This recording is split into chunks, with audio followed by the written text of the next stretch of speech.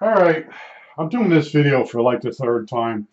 Uh, I tend to go off on these rants because anytime I deal with antennas or television, I get flashbacks of stuff that people did to me, whether they didn't pay me or whatever, and then I go off on a rant. But I wanted to go back over uh, adding two antennas to a television set.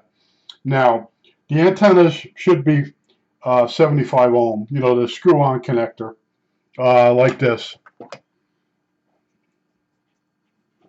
kind of connection on the antenna, or you could have one of them balums, which is the thing with the flat leads that you hook to the antenna, and then you have this end.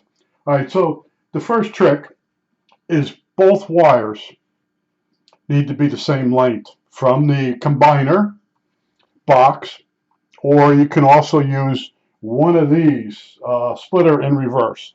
Each antenna, one antenna would go here, one antenna would go there. And that's what people show you, but they don't tell you about each wire that goes to each antenna. Both of them have to be the same length. So when the signals come down here and they combine, there'll be a problem. You'll lose channels. It's weird. That's what happened to me. Now I also used wire that was for a cable TV system, not basically antenna wire. And yes, there is a difference. The wire used for over-the-air television these days is quad shielded. And the reason what has happened over the years is they moved the signals from VHF up to UHF. So you're talking low band VHF, then they moved them to high band VHF. Now most of them now are on UHF. So your old wire, forget that it's old. It's designed wrong to give you, in other words, it won't degrade the signal as much. It won't attenuate the signal as much. That's the second trick. So each wire that comes off this combiner, or this is actually a cable coupler, but in this case we're going to use it as a combiner. So each wire that comes off each side and goes to an antenna, you have two antennas, uh, the wire has to be the same length. That's the first trick. Second trick is you want it to be quad shielded cable. You get it at Walmart. How simple is that? I bought two 6-footers. Now, so I posted that I put the combiner on. I put one antenna on one side. I put my juice amplifier on. I came down and I marked down all the channels, and a lot of these are just sub channels, but 75, that was the signal strength. So I didn't see that once before because I had put crappy wire on. That was the first thing I noticed. Uh, my signal strength was changed. So I then hooked the second antenna up, and all hell broke loose. And this time I put in the pieces. I went up and I added in the combiner just on one side, just one antenna, and I come back down and had the same signal strength. I didn't lose anything, which I was like, holy crap. Now, yesterday I went up there, and I want to say I don't have an attic, I have a crawl space. I kept calling it an attic. You get up there with the antenna, and you got to open it up. And in my case, I had to do it between studs. And you find out, I want the antenna over here, I want it to face there. You lay it down, you start opening up the elements and start playing with you start fiddling with the antenna because you have the studs that are now part of the antenna. Well, I did that, and then I hooked the other wire to the combiner. So now I have two antennas pointing in the same direction. I go downstairs and I go through the channels. I didn't lose anything. The last time I tried this, when I had the wrong length wires and the really crappy wires, I lost channels. I lost strong channels. If all hell broke loose. So this time I have signals, and I'm trying to find, did I get more signal? I have two exact antennas. I have them both going at Philly, but both antennas are the same type, but the Philly stations are very strong. Now the 1 week one, I was only getting 10 as far as signal. It's on 31. It's 29.1, but it's actually like on 31.3. I get it, but it's still at 10. So adding that second antenna aimed the same way towards Philly didn't do shit. And I went reading, and I put in 29 Philly, Fox Network, and stories started popping up. Yeah, they lowered the power on game day, so you have to switch to cable.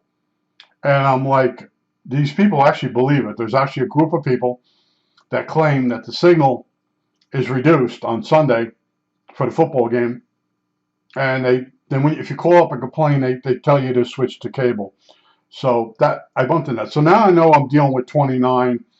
There's people that don't like the channel, and I went looking at the pattern. Now on the antenna in Philly on the mast is channel 10, channel 17, and 29. Now I get 10 through the back of my aerials in the past. That's how I knew.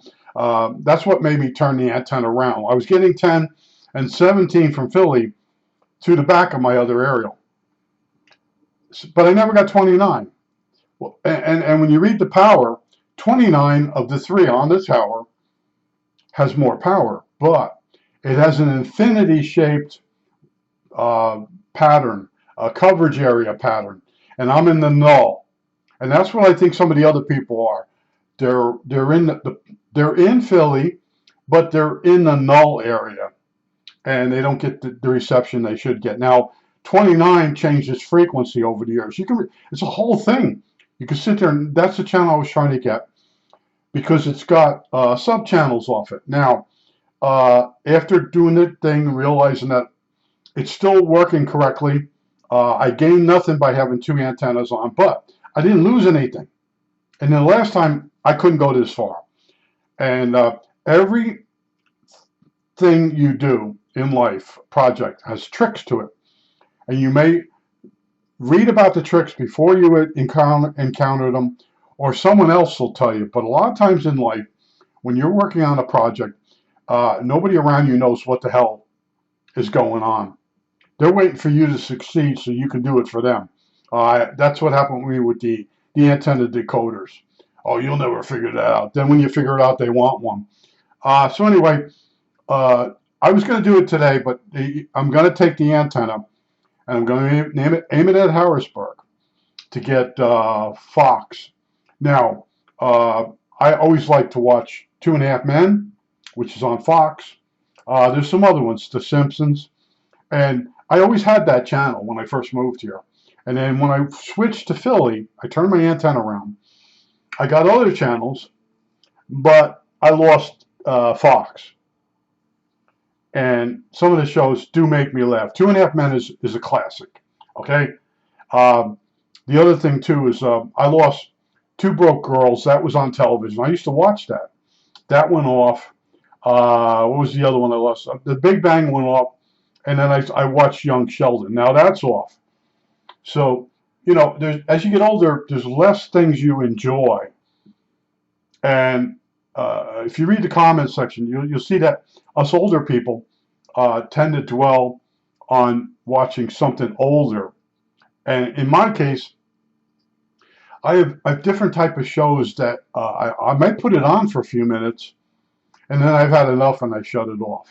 I only need a few minutes of it. You know what I mean? Maybe you don't know what I mean. But as you get older, you get a little weird too. But I just want to tell you, everything has a trick to it. Now, in your case, you're looking at how to hook two antennas, and you might not have any trouble at all.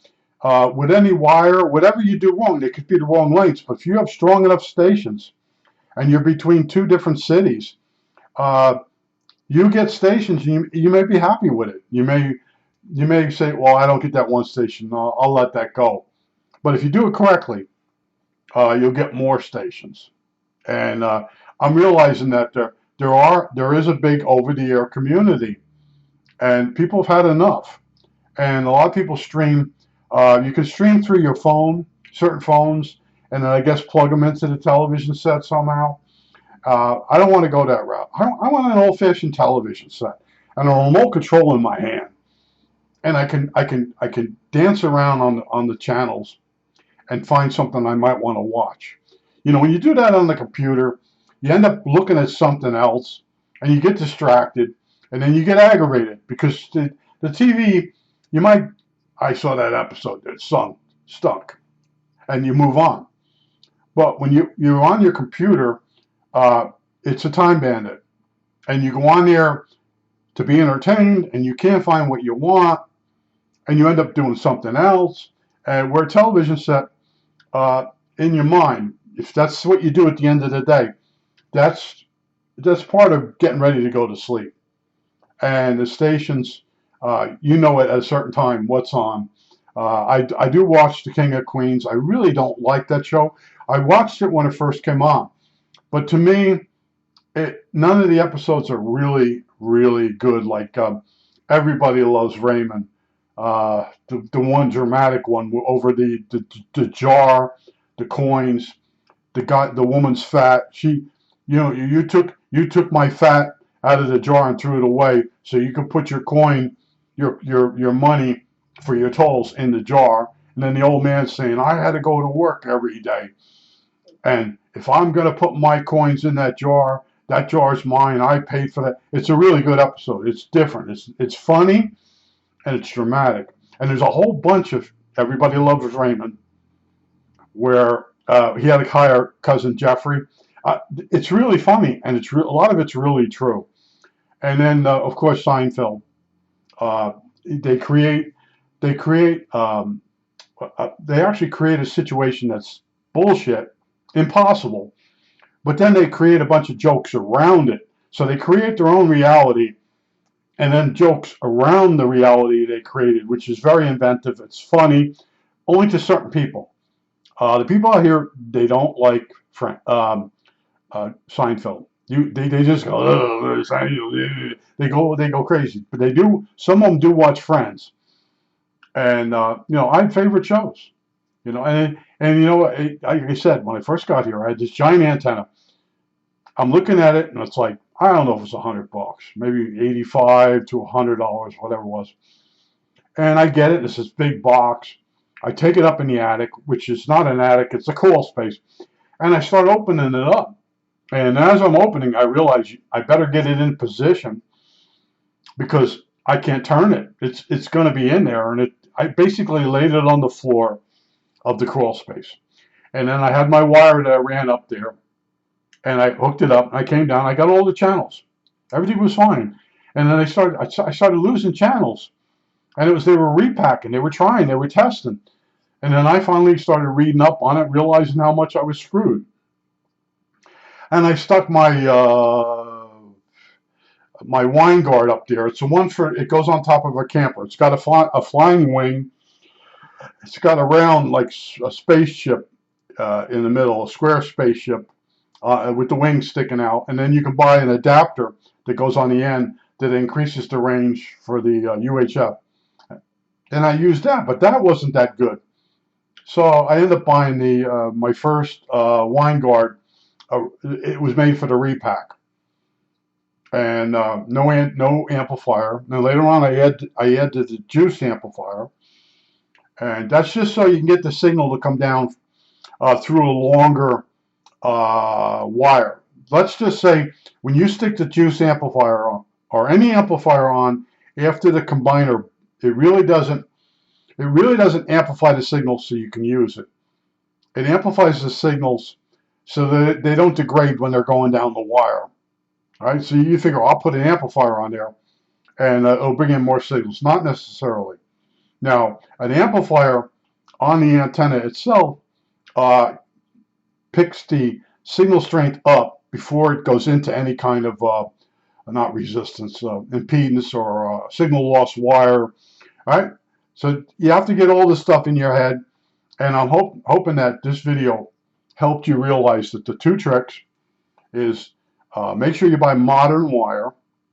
It's that simple. You go over to Walmart, and there it is. I couldn't believe it. And I said to myself, if they have the wire I'm going to continue the project. I went over there.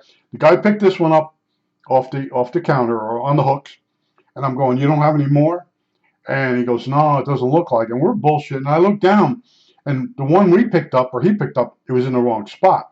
There's a whole crap load of 6-footers, 8-footers, whatever. So this wire attenuates the signal less than the crap I was using. Plus, both wires go into the combiner or a reverse splitter have to be the same length. Go read. You can go read up on it now that you know. Go read up on the video. There's even a video of guys outside, and he's got 2 loops of wire. And I don't know if he had a scope, but once I was told both wires have to be the same length, I didn't fight it. I knew I had a problem. I knew I was doing something wrong. You know, I don't right away argue with someone. I don't know. I'm in over my head. I tried it. It didn't work.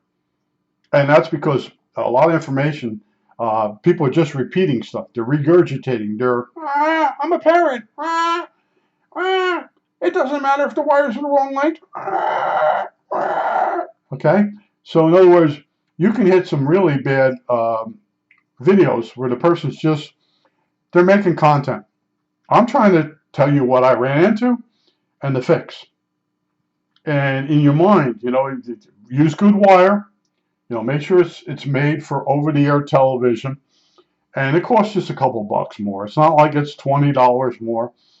And I was reading online. The guy goes, if you're going to have long runs, get the newer wire. I'm like, newer wire? And then I start thinking about it. And then the person, well, what's really good is after you come out of the antenna, you want to send it down the wire with some amplification.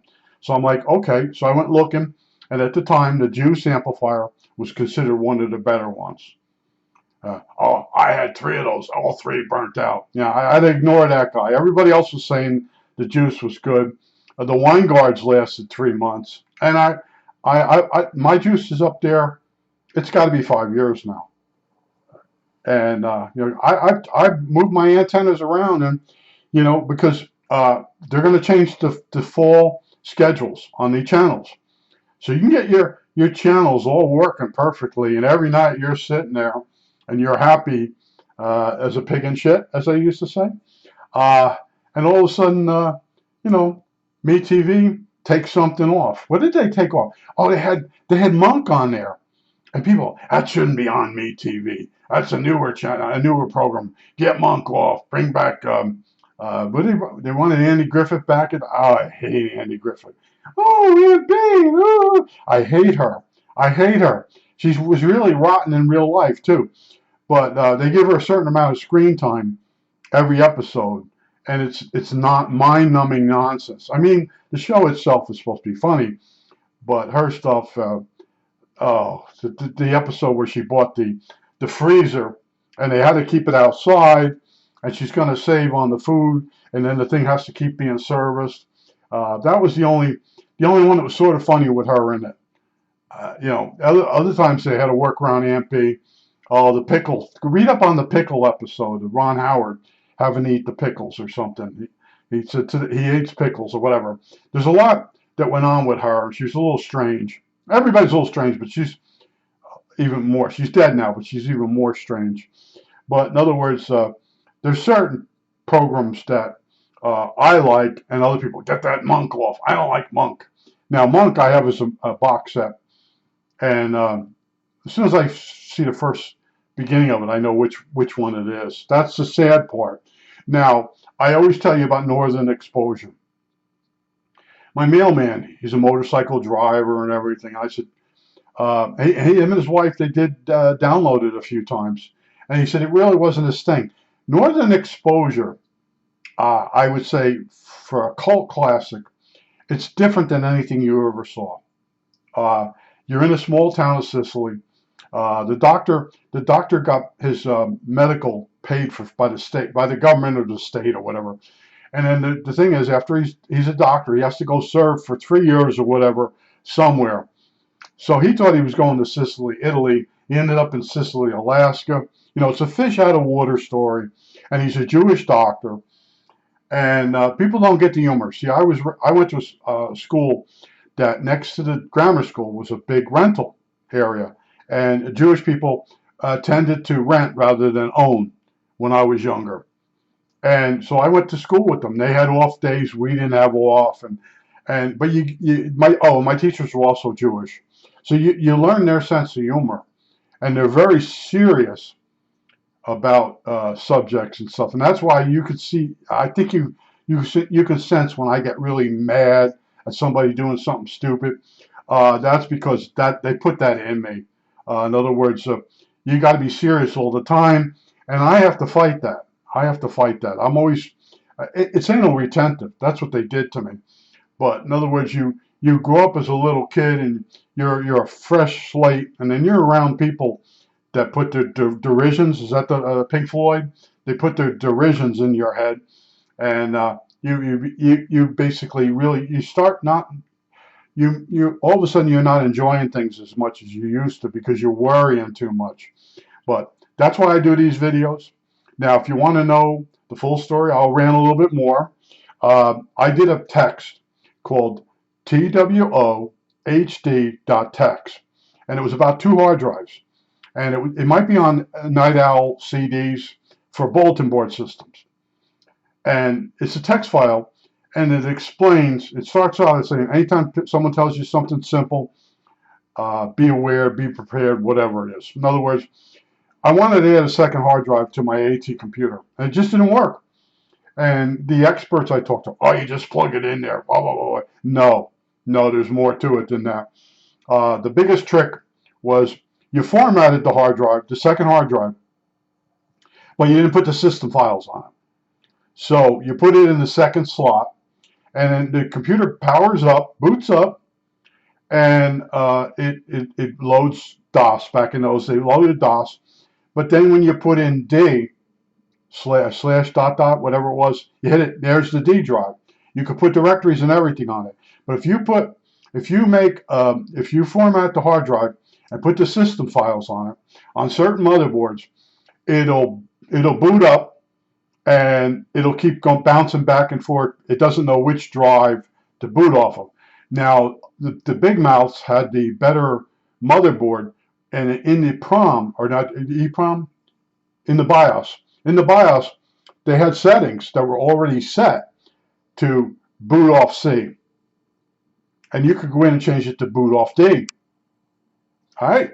That was the biggest trick. And then some of it was the cable, and some cables had a fold in them, and that meant one thing. I did an intense text file. And I told the person to start off with, look for the cables. What do they look like? And things like that. And I became a hard drive expert. A lot of people would call me up. The word was out. They called me up, and over the phone, the big mouth expert sold the woman an AT controller board for her XT. So all these people are trying to get her working, and I used debug, and I was telling her what to get. And then finally I'm sitting there, and I'm like, you know what? Can you describe this circuit board to me? And she starts, I said, is there a connector, like fingers on the board that isn't going anywhere? He goes, yeah. I said, you got an AT controller and an XT computer. You got to be kidding. I said, no, the expert. And then she called him up. He come down right away with a XT, and they got it working. XT controller. Okay? I caught it. The expert, the big mouth. Oh, my motherboard boots right up. See, these guys, they always had the best equipment. And the rest of us had to clone shit. And the clone shit had its own little problems. And I became a guy that would say, watch out for this, watch out for that. This is what you have to do. This is what you have to buy. All right? That's what I became. And I got nothing to show for it. I spent thousands and thousands of dollars and thousands of hours running a bulletin board system. It's called the Free for All in North Arlington, New Jersey. You could probably research it. Free for the letter 4 all. And later on, somebody grabbed the name on me. But I did networking. I won't say networking. Email. We had email systems, packets. It was really cool. But once the internet came along, everybody abandoned us. There's porn on the internet. You're the guy on. just so you're at the point where you're starting to ask for some donations or some help. Yeah, everybody exited, and then years later, some of these guys would contact me and track me down. "Oh, we had some really good times." Yeah, everybody, we had good times, and a lot of us would go. We would go meet up someplace and have some burgers together, and it was a different day back in those days. And they gave that all up so they could be on the internet and get porn. We had porn on our systems. We had adult sections and stuff, but the internet just took off. Bang! Nobody wanted anything to do with the bulletin board systems that started it all. But I'm ranting again. But because when you put yourself out there and you try to help other people, you're gonna get screwed. And you have to be the type of person with really thick skin that's not going to bother you. Because every 10 people you help, 2 really need the help, and the rest are just using you. And you have to accept that. And even someone that you start helping, once they start doing better, they'll turn around and make some snide remarks back to you, and they forget who helped you out when you needed help. And I had a guy do that to me. He died. He's dead. He owes me money. And I kept expecting him to show up at my door with the money he owed me, and he never did. So he got it over on me. Thousands of dollars. I think that's it. I ranted enough. Yeah, that's it. All right, that's it.